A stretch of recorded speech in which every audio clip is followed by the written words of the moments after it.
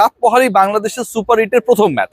বিশ্বকাপ শুরু করার আগে অনেকের অনেক ধরনের নিরাশা ছিল, হতাশা ছিল, আমরাও অনেক ধরনের আলোচনা করেছি এবং সেই আলোচনার মূল প্রেক্ষাপট যেটা ছিল সেটা হচ্ছে বাংলাদেশের ওই সময়ের যে ক্রিকেটীয় পারফরমেন্স ছিল, মাঠের পারফরমেন্স ছিল, সেই পারফরমেন্স টপ 8-এ বাংলাদেশ গিয়ে খেলবে, সুপার 8-এ বাংলাদেশ কম্পিট করবে, আরো 3টা ম্যাচ গ্রুপ পর্বের বাইরে বাংলাদেশ পাবে, সেই কনফিডেন্সটা আসলে বাংলাদেশ ক্রিকেট দল থ্রু আউট দেয়ার পারফরমেন্স দিতে পারছিল না।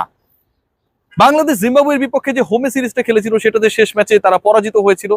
বাংলাদেশ ইউএসএ তে এসে হিউস্টনে তারা ইউএসএর বিপক্ষে খেলেছে, টি-20 সিরিজে হেরেছে, বাংলাদেশের ক্রিকেটীয় ইতিহাসের সবচেয়ে খারাপ অধ্যায়গুলোর একটা রচিত করেছে। এবং সেই বাংলাদেশ যখন বিশ্বকাপ ক্যাম্পেইনটা শুরু করেছে, প্রস্তুতি ম্যাচে ভারতের বিপক্ষেও বাংলাদেশ 120 বলের খেলা 122-এর বেশি করতে পারেনি। কিন্তু যখন বিশ্বকাপ শুরু হলো সত্যি সত্যি বাংলাদেশ 4 ম্যাচের 3টায় জয় পেয়েছে, মাত্র একটা পরাজয়, এবং সেটাও মাত্র 4 রানে দক্ষিণ আফ্রিকার বিপক্ষে। এই যে দলটা যারা সুপার 8-এ গেছে, যারা 4 ম্যাচের 3টায় জিতেছে, এই যে দলটা, যেই দলের টপ অর্ডার নিয়ে অনেক ধরনের প্রশ্ন রয়েছে, এই যে দলটা, যে দলের বোলিং অ্যাটাক নিয়ে আবার অনেক ধরনের প্রশংসা রয়েছে, অনেক ধরনের স্বস্তি রয়েছে, সেই দলটা অস্ট্রেলিয়ার বিপক্ষে মাঠে নামার আগে একটা নিদারুণ বাস্তবতার সম্মুখীন হচ্ছে। কোন জায়গাটায় আমরা যদি খেয়াল করে দেখি যে বাংলাদেশের সবশেষ যে ম্যাচেসগুলো হয়েছিল, বাংলাদেশ শুধুমাত্র 150+ স্কোর করেছিল একটা ম্যাচেই, সেটা হচ্ছে নেদারল্যান্ডসের বিপক্ষে, এবং সেই ম্যাচে 159 রান করেছিল।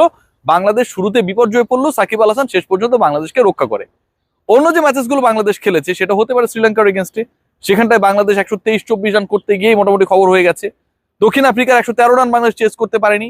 নেপালের বিপক্ষে বাংলাদেশ 106-7 রানের মধ্যে গুটিয়ে গেছে, 20 ওভার খেলতে পারেনি, অল আউট হয়েছে। এই যে ঘটনাগুলো একটা জিনিসই ইন্ডিকেট করে, বাংলাদেশ যতই 4 ম্যাচের মধ্যে 3টায় জিতুক না কেন, ব্যাটিং অর্ডার বাংলাদেশের ফেইলিওর।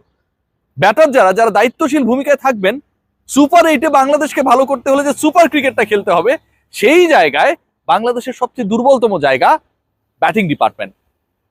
এখন যে বাস্তবতা, সেখানটায় আমি যদি সবশেষ ম্যাচ বাংলাদেশ যেই গ্রাউন্ডে খেলবে, স্যার ভিভিয়াস রিচার্ডস স্টেডিয়াম, যে ম্যাচটা অনুষ্ঠিত হয়েছে সেখানটায় সুপার 8-এ প্রথম ম্যাচ, এবং সেই ম্যাচে মুখোমুখি হয়েছে সাউথ আফ্রিকা, বাংলাদেশের একটা প্রতিপক্ষ হিসেবে ছিল, 113 রান করেছিল, বাংলাদেশ এটা চেস করতে পারেনি, একটু আগে বলছিলাম।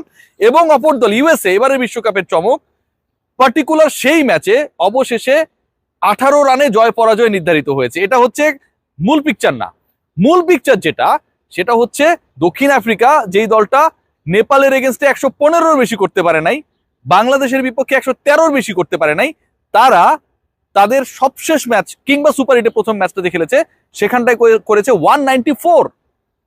I am repeating, 194। এবং সেটা চেস ডাউন করতে গিয়ে ইউএসএ তারা করেছে 176। এই যে 194 এবং 176, এটাকে যদি আমি প্লাস করি তাহলে একটা ম্যাচেই 370 রান হয়েছে।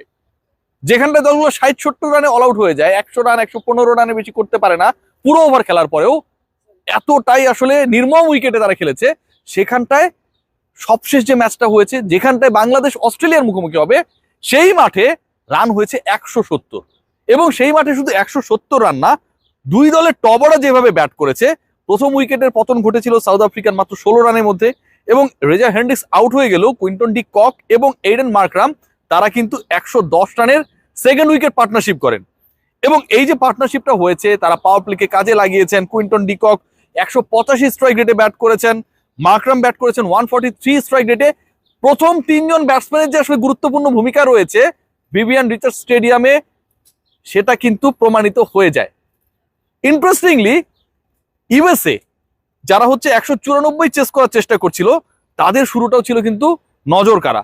তারা তাদের ওপেনিং পার্টনারশিপ ভেঙেছে 33 রানের মধ্যে, কিন্তু এই 33 রান দুই ওপেনার করেছেন মাত্র 21 বলে। সামারি যেটা দাঁড়ায় সেটা হচ্ছে আলটিমেটলি টপ অর্ডার দুই দলেরই ক্লিক করেছে। যেখানটায় আমি দেখেছি বা দেখালাম যে কুইন্টন ডি কক করেছেন 74 রান 40 বলে 185 স্ট্রাইক রেটে, সেখানটায় কিন্তু ইউএসএ যখন ব্যাট করতে নেমেছিল, তাদের ওপেনার গাউস করেছেন 47 বলে 80, এবং তারও স্ট্রাইক রেট ছিল 170। এই যে দুই দলের ওপেনাররা জ্বলে উঠেছে, দুই দলের ওপেনিং পার্টনারশিপ কিংবা প্রথম 3 জন ব্যাটসম্যানের যে পার্টনারশিপ, সেটা যখন ক্লিক করেছে, তখন কিন্তু আসলে এই পার্থক্যটা তৈরি হয়েছে। কিংবা ইউএসএ শেষ পর্যন্ত না পারলেও কাছাকাছি যে গেছে, 175+ রান যে করেছে ওই মাঠেই, যেই মাঠে বাংলাদেশ অস্ট্রেলিয়ার বিপক্ষে খেলতে যাচ্ছে, সেখানটায় টপ অর্ডারকে আসলে ভূমিকা পালন করতে হয়েছে। এখন বাংলাদেশের টপ অর্ডার অবস্থাটা কি?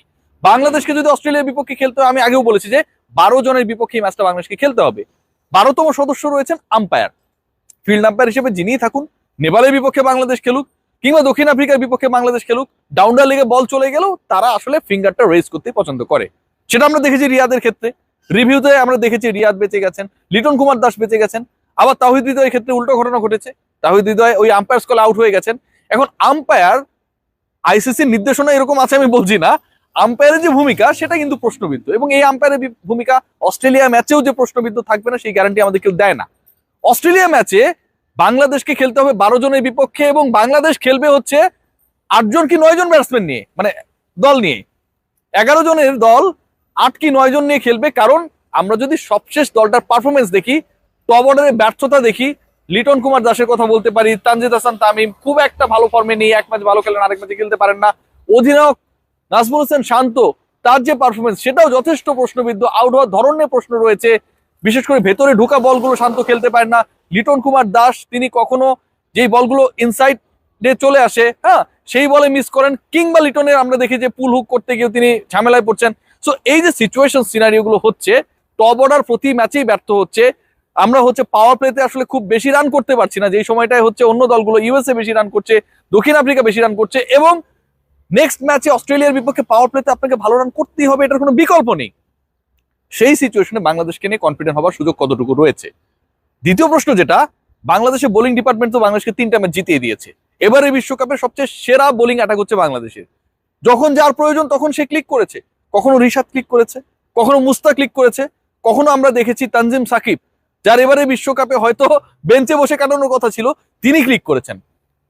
এই বোলিং অ্যাটাক তারা কতটুকু উইকেটের সহযোগিতা পাবেন কিংবা ডমিনেন্স করতে পারবেন, যেই উইকেটে লাস্ট ম্যাচে রান হয়েছে দুই দল মিলে 370।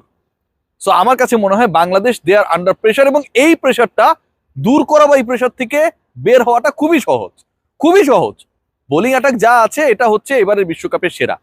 হয়তো তারা ওই 120-25 রানে আটকাতে পারবে না প্রতিপক্ষকে, কিন্তু যেখানটায় যেই উইকেটে 180-90 হতে পারে সেটাতে হয়তো রেস্ট্রিক্টেড করতে পারবে 155-60। এটাও তো কম না, কিন্তু সেই 155-60 চেঞ্জ করা কিংবা 155-60 রান যদি প্রতিপক্ষ করে, সেটা যেন আমার যে দেয়া লক্ষ্য সেটা থেকে কিছুটা হলেও কম হয়, সেটা ইনশিওর করার কাজ তো করতে হবে ব্যাটারদের। বাংলাদেশ যদি আগের ম্যাচগুলোর মতো টপ অর্ডারে ক্লিক করতে না পারে, বাংলাদেশের ক্রিকেটাররা যদি আগের ম্যাচেসগুলোর মতো আবারও পাওয়ার প্লেকে কাজে লাগাতে না পারে, দ্রুত 4-5 উইকেট চলে যাবার পর সাকিব, রিয়াদ, তাওহিদ হৃদয়ের হাল ধরবে, বাংলাদেশকে জয়ের বন্দরে নিয়ে যাবে, অস্ট্রেলিয়ার বিপক্ষে সুপার 8-এ এই ধরনের কল্পনা করা আমার কাছে মনে হয় খুব বেশি অবান্তর। সো টিম টাইগার্স আমার কাছে মনে হয় দে আর আন্ডার প্রেশার, কারণ এর আগে উইকেট খারাপ থাকলেও, ব্যাটাররা খারাপ করলেও, দিন শেষে উই হ্যাড দ্য অপশন যে বোলিং ডিপার্টমেন্ট আমাদের যে গ্যাপটা ছিল, যে ল্যাকিংসটা ছিল, স্ক্যারসিটি ছিল, সেটাকে ফিল আপ করে দিয়েছিল। কম্পেনসেশন আমাদের শেষ পর্যন্ত পরাজয় দিয়ে করতে হয় নাই, কিন্তু দিস টাইম বোলাররা নিজেরা চ্যালেঞ্জে, এবং আমার কাছে মনে হয় বোলাররা চ্যালেঞ্জে পড়ার আগে বা চ্যালেঞ্জ নেওয়ার আগে টপ অর্ডারের 3 ব্যাটারকে তাদের রোলটা প্রপারলি প্লে করা দরকার। যদি বাংলাদেশ এটা করতে পারে, then it's going to be a very exciting match. সবাই ভালো থাকবেন।